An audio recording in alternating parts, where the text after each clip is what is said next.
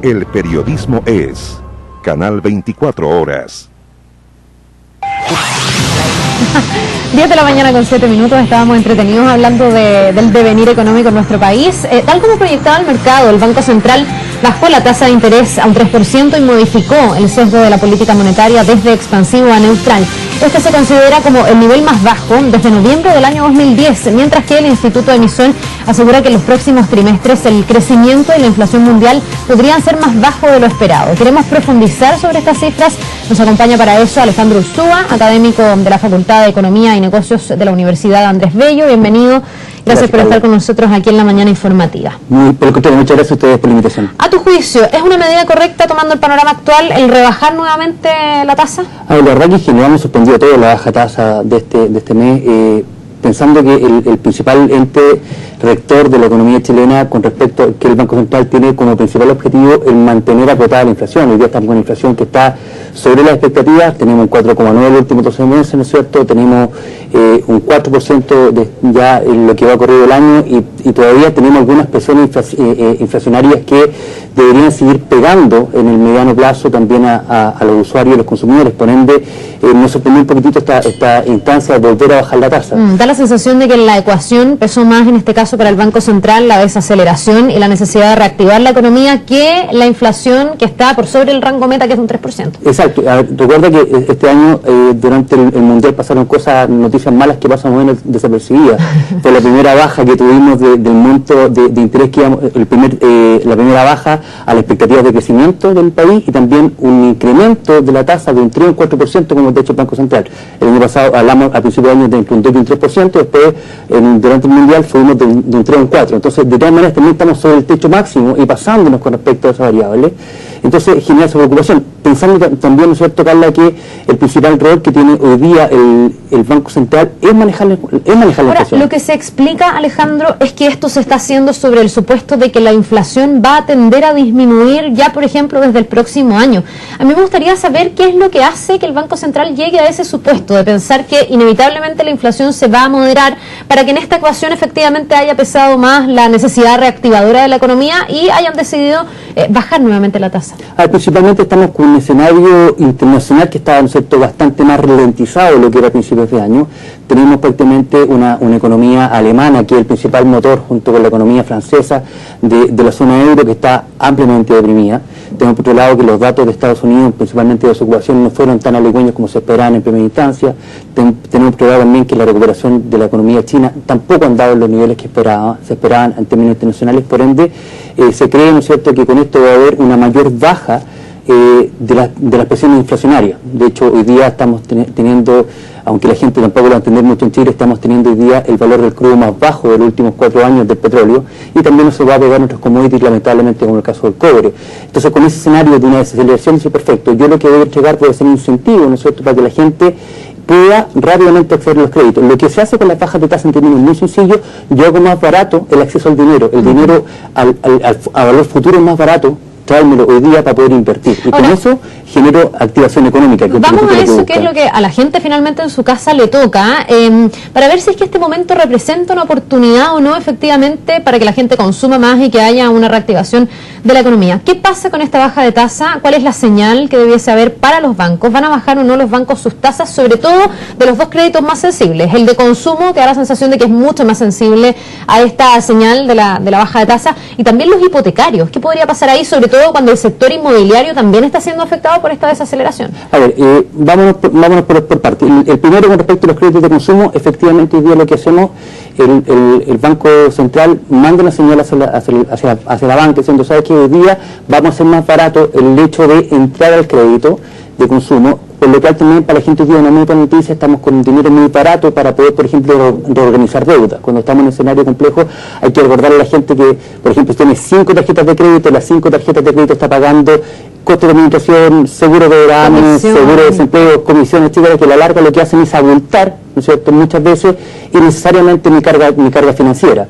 Yo podría tomar un crédito de consumo, por ejemplo, y consolidar todas mis deudas de supermercados, de casas comerciales, de tarjetas de crédito, que de todas maneras un crédito ya ¿no es cierto?, un crédito de consumo aprobado, por ejemplo, a 60 meses, con una tasa fija, es mucho más barato que las tasas rotatorias que tienen de alguna manera las tarjetas de crédito. Tenemos una muy buena instancia. Y en el segundo caso, Carla, con respecto a los créditos hipotecarios, estas bajas del Banco Central no afectan en gran medida esto, porque lo que buscamos, como decía el Banco Central, es estimular el consumo de corto plazo. Si bien hoy día tenemos, ¿no es cierto?, una baja en el sector inmobiliario, pero en forma paralela también tenemos que el acceso al crédito también se ve más restringido, ¿no es cierto? Los bancos, al ver amenazas, ver nubarrones con respecto a la posibilidad del pago de los compromisos financieros de los clientes, también van pasando de medidas mucho más laxas cuando estamos en zonas de economía, ¿no es cierto?, ciclos virtuosos de economía, a ser un poco más rígido, ser un poco más complejo el acceso al crédito. Por ende, se hace un poquito, ahí tenemos una dualidad, ¿no es cierto?, de escenarios que hace que no necesariamente esto sea reflejado inmediatamente en el crédito hipotecario. Sí, de hecho se hizo un estudio durante esta semana, se dio a conocer respecto de qué tan restrictivos estaban siendo los créditos, y efectivamente están siendo más restrictivos para los hogares o para las personas y también para las constructoras. Por lo tanto, uno piensa que ahí también hay un indicador importante en materia inmobiliaria, en el sentido de que podría bajar la oferta, los precios se pueden mantener altos. Lo he conversado también esta semana. Por lo tanto, no sé si será, y te quiero pedir ahí tu opinión, digamos, un momento de oportunidad para comprar. Si hoy día la gente que está pensando en comprar su casa, invertir, ¿es un buen momento o no? Algunos señalan que sí, pensando en que esto ayudaría a que la economía también se reactive un poco. Obviamente, lo primero también, Carla, que es muy importante es dejarlo ser súper pragmático y claro. Hoy día Chile no está en una recesión económica, sino que estamos en un ciclo de desaceleración. Estamos creciendo más lento de lo que esperábamos, estamos con un frenazo más brusco de lo que pensábamos, pero ahí a tener una recesión, estar en terreno negativo, es muy distinto. Eso es lo primero que tenemos que dejar claro. Y lo segundo, dependiendo de la ciudad, hay ciudades, por ejemplo, como Santiago, Concepción, Viña del Mar, que han subido importantemente el valor de los terrenos, porque principalmente también muchos municipios se han puesto más restrictivos, por ejemplo, con la construcción en altura, hay menos oferta de terreno, y obviamente al haber menos oferta, al haber mayor restricción, el precio del metro cuadrado de terreno tiende a subir. Por eso, nosotros deberíamos pensar que esta tendencia alcista de los precios, principalmente en vivienda, debería continuar. Si a eso le sumamos que hoy día estamos todavía con tasas atractivas para poder invertir en créditos créditos de largo plazo, como son los créditos hipotecarios, es una muy buena instancia para hoy día partir en un proyecto de casa propia. Respecto de las tasas, ¿debiésemos seguir en tasas similares durante el próximo año? ¿Qué debería venir? Algunos dicen que esta ya es la última rebaja que va a hacer el Banco Central. Esto siempre sujeto a lo que pase también con la economía, que a veces no es tan predecible. Si todo sale como se está estimando, esta podría ser la última baja. ¿Tú ves que podrían venir alzas de tasa eventualmente el próximo año? A ver, es difícil, como dice Carla, poder proyectar, si hacemos un serio parios, como dicen los economistas, de mantener las instancias constantes, lo más probable es que yo creo que es más cercano que se mantengan. La verdad que el escenario internacional, tanto la economía emergente como de la eurozona y también como de China, no están dando buenas cifras. Entonces, no tenemos mayores expectativas de este ciclo, que rápidamente entremos en un ciclo nuevamente de bonanza económica. Además, no hay que olvidar que Chile está modificando, que estamos haciendo modificaciones estructurales muy profundas, ¿no es cierto?, desde la reforma tributaria, hablando de reforma, ¿no es cierto?, reforma, ¿no es cierto?, a la educación, estamos hablando también de reforma, ¿no es cierto?, a la ley de los trabajadores. Entonces, la verdad que ahí también salió un reportaje del Financial Times, en donde, ¿no es cierto?, el gobierno se vio bastante molesto con estos indicadores, pero son factores que a la larga también están generando un mayor nivel, ¿no es cierto?, de inestabilidad, un mayor nivel de desconfianza hacia los inversores, que no nos hace muy aligüeños con respecto al futuro que podría venir en términos económicos, por lo menos de aquí al próximo semestre. ¿Qué pasa con el empleo en todo esto? Estamos hablando de las restricciones que pueden llegar a poner los bancos. Yo me imagino que los índices de desempleo están ahí súper a mano para poder tomar y considerar si una persona es riesgosa o no. Me refiero al momento de pedir un crédito. ¿Cuánto va a afectar al empleo esta desaceleración que estamos teniendo, este crecimiento acotado que estamos teniendo, y con cuánto desfase se genera ese proceso también? Porque hasta ahora hemos visto que ha aumentado el desempleo, pero no a números así súper exponencialmente altos, digamos. Yo no sé si debería profundizarse esa curva de desempleo en los próximos meses o no. Lamentablemente sí. O sea, hoy día tenemos, si tú ves el último informe de actividad económica, ¿cierto?, fue más bajo, que nosotros esperábamos, fue más bajo de lo negativo que ya era el primer diagnóstico. ¿Dónde bajó fuertemente? En productos de consumo mayorista, en retail fuertemente, productos de consumo masivo, en minería y en construcción, que son de alguna manera los los áreas de la economía que son bastante más sensibles. Los termómetros. Los termómetros son los más sísmicos, cuando nosotros hablamos de un cierto tema económico. Y obviamente eso debería impactar lamentablemente en mayor desocupación. Hoy día tenemos, ¿no es cierto?, una baja importante, por ejemplo, en la venta del mercado automotriz. Tenemos por un lado restricción del acceso al crédito, por otro lado los bancos con mayor nivel de exigencia, y en forma paralela también tenemos el incremento del valor unitario, porque el dólar, ¿no es cierto?, tenemos un incremento de 80 pesos, hacemos una comparación del año pasado a este año, y ya, entonces obviamente tenemos ahí un 13% de mayor incremento, y la pregunta es, bueno, el importador, él va a amortiguar esta alza de dólar, el precio de alza, o se la va a traspasar al usuario, al consumidor. Claro, o castigo mi utilidad como importador, o simplemente se traspaso. De hecho, ya tuvimos la primera cifra del IPC, que habló, ¿no es cierto?, que dentro de las divisiones, una división que también tuvo un importante incremento, ¿no es cierto?, fue con el 3.5%, fue este valor de los automóviles nuevos, que ya están empezando de alguna manera a transmitirlo. Entonces se generan ahí bastantes complejidades. Entonces esperamos mayores niveles de desocupación, lamentablemente, en minería, que los proyectos también se han visto un poco más frenados, en comercio mayorista y minorista, y también en el rubro retail, que de alguna manera los principales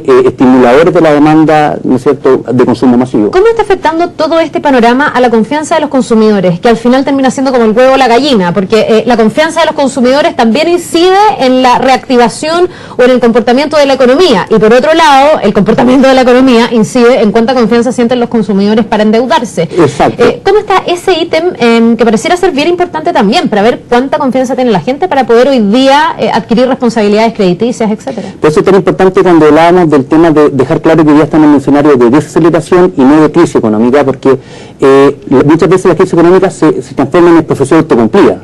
Yo te puedo decir, salgamos a comer, sabes que en realidad que uno en la casa, porque viene mal la cosa, claro, y eso automáticamente genera, ¿cierto?, que la persona que dueña de un restaurante tenga que prescindir de servicios de garzón o de cocina, y ahí verdaderamente esto que en teoría podría pasar, empieza a pasar, ¿no es cierto? Entonces, obviamente hoy día creo que el hecho de ya por lo menos de tener despejada el tema de la reforma tributaria con bastante demole, a muchos no nos gusta 100% como fue esta reforma, pero por lo menos ya el factor, ¿no es cierto?, de incertidumbre que tenía la economía ya empieza a desvanecerse, lo cual también hace que haya mayor confianza, por lo menos ya tengo las reglas claras de lo que va a venir en el futuro con respecto a las inversiones. Pero también, obviamente, hoy día con este escenario, con este ambiente muy enrarecido, con estos cambios estructurales profundos, ¿no? También hay opiniones internacionales que con la celeridad que están haciendo no es sano.